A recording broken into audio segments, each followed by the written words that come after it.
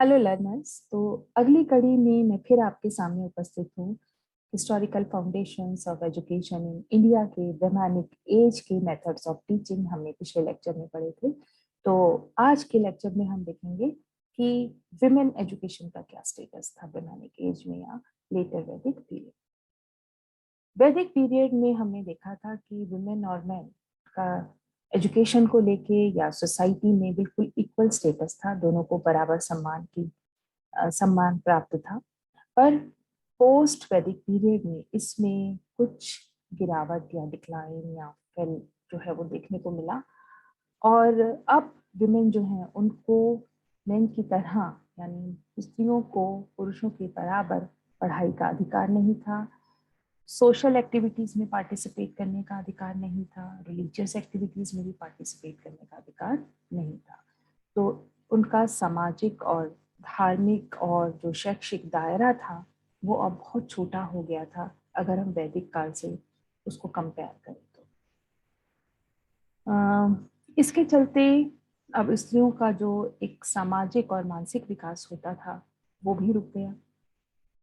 तो इस तरीके से अल्टीमेटली जो पोजीशन थी विमेन की रोमानिक एज में वो डिक्लाइन हो गई और वो इतनी ऐसी स्थिति में पहुंच गई थी कि कन्या के जन्म को ही एक अभिशाप या श्राप के रूप में देखा जाने लगा। तो ऐसी स्थिति में थोड़ा बहुत सुधार हुआ आगे चलकर जब हम उपनिषदिक काल के बारे में पढ़ेंगे या आगे उसको हम पढ़ते हैं तो पता चलता है कि उपनिषदिक काल में स्त्रियों की स्थिति में कुछ सुधार हुआ।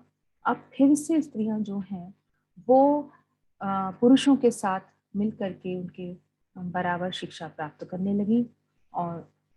और कुछ तो इतनी हाईली एजुकेटेड थी कि वो आचार्य के रूप में जो है गुरुकुलों में या प्रिंस जिसको हम कह सकते हैं प्रिंसिपल टीचर गुरु जो है वो बनी। और फॉर एग्जाम्पल इसमें हम एग्जाम्पल ले सकते हैं गार्गी का।